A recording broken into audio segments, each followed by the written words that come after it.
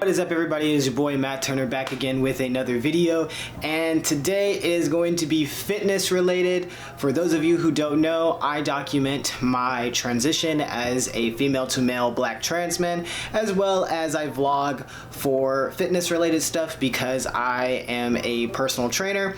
I enjoy fitness, that is my passion. I enjoy helping people get back into being active and being healthy and things of that nature.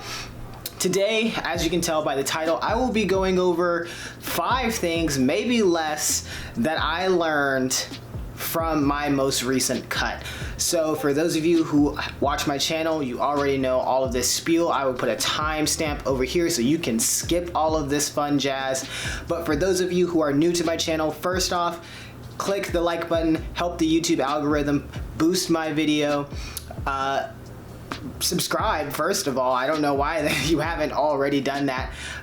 Hit the bell notification button so you can stay up to date on when I post videos. I try to post at least once or twice every week. Sometimes it changes depending on how I'm feeling, but I started my transition off at 150 pounds. When I started testosterone, beginning my medical transition, I shot all the way up to 200 pounds, and no, it was not all muscle. It was actually very, very little muscle, in my opinion. And since then, I have been working on losing a lot of that weight. And then also some of the weight was from my actual top surgery. That was only about 5 pounds though. So I definitely still had to lose a significant amount of weight by myself, with no medical help. Currently, I have just finished a 7-week cut. I originally was weighing 166, and that's in pounds, and currently I am now 155. I have decided to extend my cut by an extra 5 pounds because I want to get to a certain point before I start my bulk. Or at least putting back on some muscle gain. I don't have completely everything what I plan to do for that, but that will be occurring after a maintenance phase when I finish this cut. But anyways, let's just jump right into it. Here are the 5 things that I learned from my most recent cut that you guys can most certainly use and not fall into the pitfall of when you are trying to lose weight. First and foremost, I get this asked a lot on how I do this. How am I losing so much weight so fast? 10 pounds technically is a lot to lose in 7 weeks. That means I was basically losing roughly almost 1.5 pounds every single week. That is healthy for my weight at that time. I probably will not be doing the exact same thing at this current moment, but it is all consistency. All of it comes down to consistency, you guys. That is the key to success. That is the key to success when it comes to anything in life, is how consistent and how dedicated you are going to be to your program or your routine or whatever you're trying to get better at. Now, consistency, what does that actually look like? That means don't do your diet, for lack of better terms. Don't eat the way you're supposed to be eating on your program and then not follow that routine throughout the entire week. So let's say, for instance, this is something I struggled a lot with before I got onto my current, more healthier and more efficient diet. I was eating the way I should be eating during the week, and then on weekdays I would say, okay, these are my cheat days. I'm going to allow myself X amount of calories to do whatever I want with whatever food I want. And normally that was drinking. Will not lie, bourbon, as you guys know, is my favorite type of alcohol. 1 drink turns into 4. Next thing you know, you have gone over your maintenance calories and the allotted calories that you were supposed to be giving yourself, and you are no longer on track for the weight that you were trying to get to. So when I say consistency is key, right now, currently, if I've shown it on my app, I have gone 100. I think the most days I've gone consistently eating the exact way I should be eating is 100 these are like the meals, I should say, is 104 meals. So that was roughly like 40 days I was eating exactly the way that I should be eating. I did not have any cheat days. There were no hey, this is a cheat meal. There was none of that. I ate exactly what I was supposed to eat, when I was supposed to eat it, within the bounds that I had already set myself up for. And that is what consistency looks like. Yes, you will snack. I will not lie. There is going to be a struggle one day. You are going to have a craving and you are going to snack on something. That is absolutely okay. As long as you get back on track and you are consistent. You need to have like an 80% consistency if you are trying to stay on track with whatever goal you want. Number two, second thing that I definitely struggled with that I know now that I will never do again is don't overthink everything, guys. I got to a point in my last cut where I was like, hey, I feel like I'm just not losing the weight that I'm supposed to be doing, or I was really scared that I was about to hit a plateau.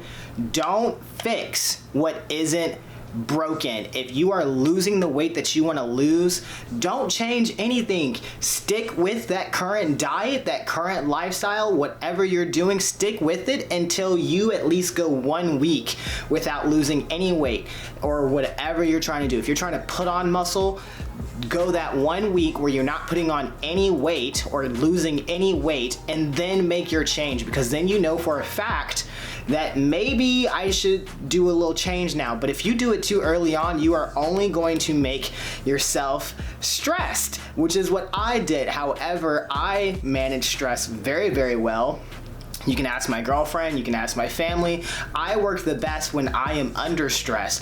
So I am able to compartmentalize those situations, but not everybody can do that. So make sure that you are setting yourself up for success by not even overthinking the steps that you should be taking. Like it's from the get-go, make your plan, say I'm gonna do XYZ, I'm gonna follow it for XYZ long until I hit this plateau, and then make your change and keep going. When you start overthinking things, that's when you start making changes that aren't necessary, and the next thing you don't know why you're not losing weight, you don't know why you're bloated, and it just becomes a mess, and then the next thing you know, you've fallen off your wagon, and you gotta kind of like start back up somehow. Third, and I actually learned this, for those of you who follow me, you know I talk about him a lot. Mike Isertel, he is with Renaissance Periodization. That is the diet app that I currently use to stay on track with my cut, and will definitely be using for any other thing. Shameless plug, I'm not sponsored. I really love their app. You can follow me on IG at Morgan7551, and you will see that I rep their app 100%. It is definitely worth the $14.99 a month that I spend to not have to like go through all of this extra stuff and calculating my own macros and everything like that. If you're not calculating macros, I wouldn't get the app, to be completely honest, because it's mainly for counting macros, which do translate into calories. But if you're just worried about the calories right now, don't do that. Just get some pen and paper like I was doing at first, or use something like MyFitnessPal and track your stuff like that. But one of the things that Mike Isertel taught me, two things actually: standardize your salt intake and standardize your water intake. Now I know those sound very, very crazy, especially the water one, because some people are probably sitting here thinking water is healthy for you. You always want to drink water. Yes, water is absolutely healthy for you. Drink water. Like, if you need water, drink the water. If you're dehydrated, drink the water. If you're thirsty, drink the water. But you do have to realize that if you are taking in salty foods, which a lot of kind of low calorie water enhancement things like I do, like Mio, I actually have one right here, they will have salt in them, and when you are squirting a lot of stuff in there, then you become you become even more thirsty because the salt is making you thirsty, and then you get hungry, and it just becomes a cycle, a continuous horrendous cycle, and the next thing you know, you're bloated and you can't track your weight properly. Now, this was a big thing for me because immediately right off the bat, when I first started my cut, I standardized my salt intake, and just from that, I lost quite a bit of water weight. Like, we're talking like at least 3 pounds of water weight that I was just holding on to. And this was why I was fluctuating between 166 and like 168, and I was just going up and down, and it was all over the place. But standardizing my water intake and standardizing my salt intake truly helped me. For those of you who don't know, but you do know of this gallon jug rule where everybody's like, drink a gallon of water a day, that started with bodybuilders trying to make sure that they were standardizing their water intake so they didn't have to go through this bloating. So another thing that I learned, and this will probably help a lot with people who struggle with seeing progress, like you're a very like appearance-based person like I am. Like if I don't see the results coming, I'm like, why am I doing this? And the next thing you know, I've like already changed everything. Give it a second, give it a few pounds, a few weeks, and you will begin to notice the changes. And then over time, track how those change patterns occur, if that makes sense. So for instance, for me, I noticed very quickly that no, I don't lose a lot of fat in my abdomen area, but what I do notice is I lose a lot of back fat, and my fat loss pattern is very consistent, very predictable. I will lose a lot of weight in my back, and then I will lose weight in my love handles, and then I'll lose weight in my legs, and then I will finally see some kind of weight loss occur in my actual abdomen area, in my gut. And that pattern will continuously cycle. So for a lot of people, they just want six-pack abs. When you are looking in the mirror and you're like, I don't have six-pack abs right now, what's going on? I'm losing all this weight. Check these other areas to see if you're losing weight in them or if you feel any changes. Like I could tell y'all for sure, my back feels very lean, and that is how I know that I'm losing a lot of weight, because you can visually see the difference in my weight loss journey in my back. Maybe not so much in my abdomen area, but my back has completely changed, and that's how I know that I'm losing the weight, because that's the area where I'm losing it at the most. For those of you who may not also know, this kind of rule of thumb is first in, first out. So the last kind of fat that you put on is going to be the fat that gets taken away. This isn't necessarily true. You simultaneously lose fat everywhere on your body. Specifically, it will start on the inside with your organs and kind of the fat around those, and then you'll start to see it kind of on the outside. That's why you also need to give it a little bit of time before you see any visual kind of changes, because you're having changes, but they're all on the inside, and you can't see inside your body unless you're in a very bad situation, in which case I highly recommend that you stop watching this video and call 911 and get some medical attention, because you should not be able to see the fat on the inside of your body. But yes, make notes of these patterns, because then it helps you stay motivated throughout your diet or your cut or your weight loss.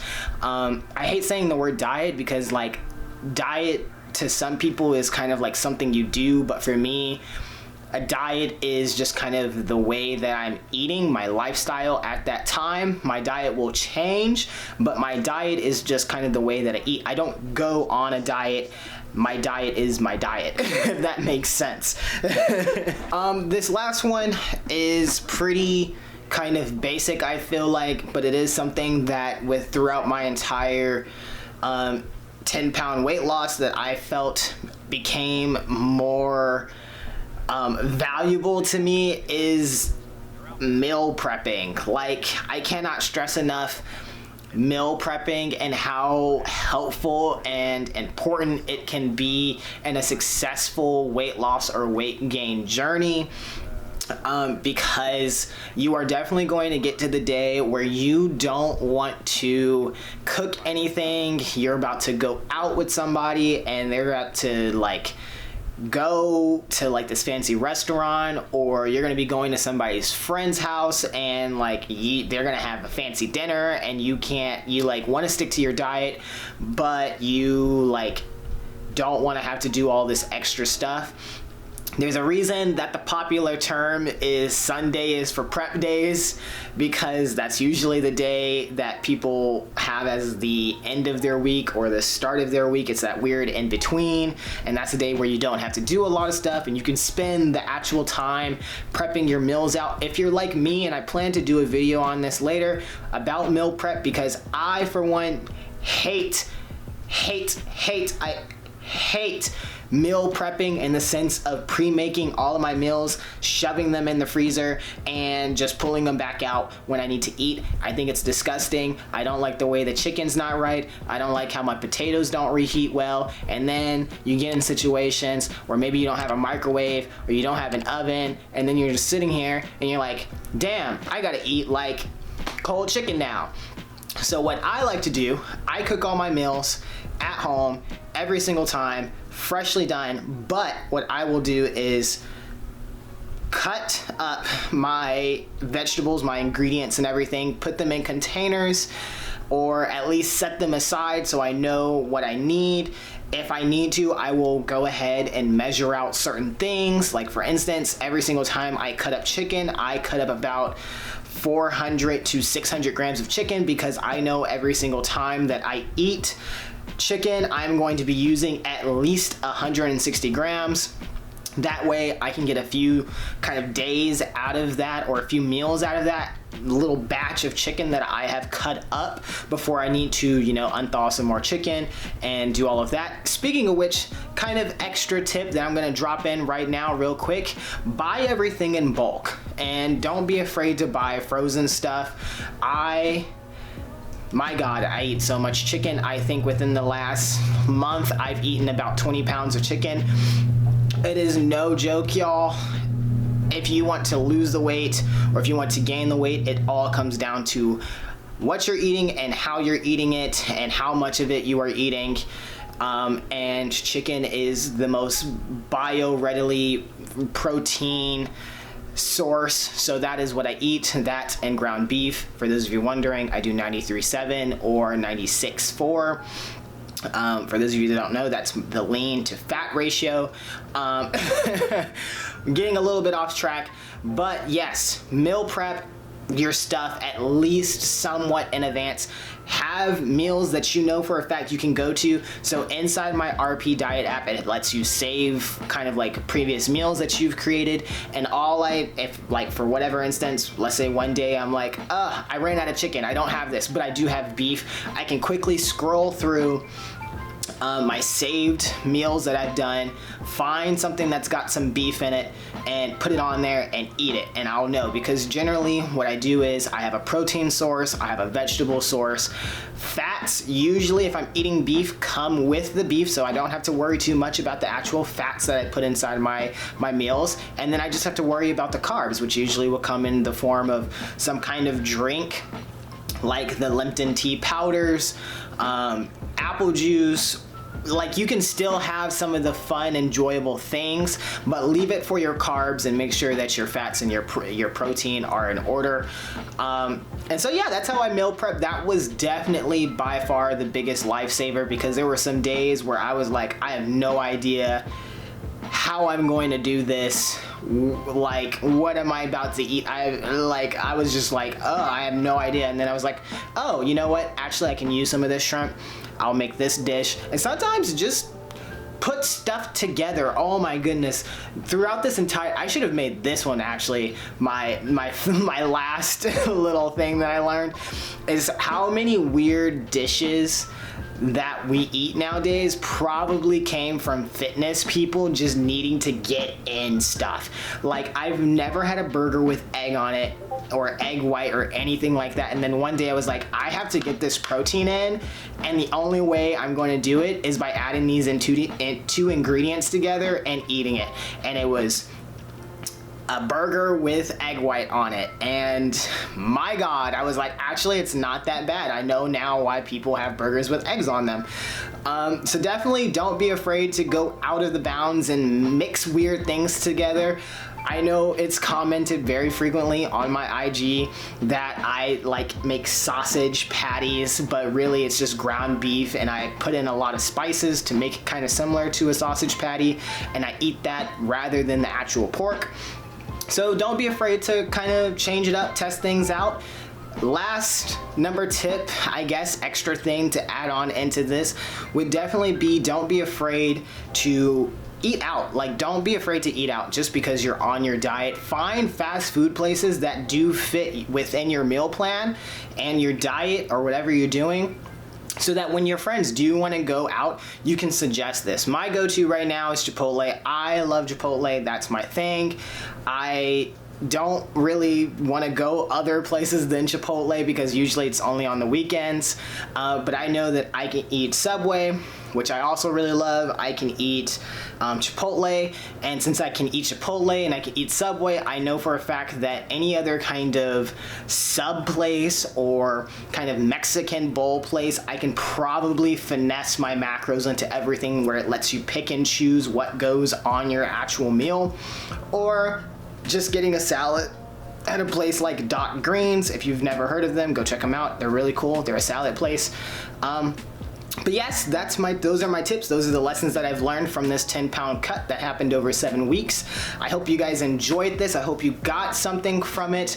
I'm feeling a little bit more energized in the second extension of my cut part 2, as I've been calling it. I increased my carbs a little bit, so I have more energy. But as usual, you guys, if you like this video, please like it so you can boost it inside the YouTube algorithm. Go follow me on IG at Morgan7551. In addition, I do have a fitness website. I'm gonna link that down below. Those of you who are very, very loyal followers, you know that I've mentioned this in the past. It has finally been published. Along with my actual personal trainer services, I offer consultations, program workouts, and weekly check-ins, all of which will happen online. I haven't fully extended my services to doing in-person training, especially during COVID right now. I am trying to be a little bit safe because I am around a lot of elderly people and my girlfriend and everything like that. So I'm just trying to make, you know, safe precautions. Hit the subscribe button, hit the bell notification button so you can stay up to date on when I post videos. Comment down below something that has helped you in your weight loss or weight gain journey. Let everybody know. Help the fitness industry and health and wellness industry and community grow larger and become more knowledgeable with your tips. But that is it. It is your boy Matt Turner. I hope you guys have a great morning, evening, day, or night, wherever you are, and I will see you guys next time.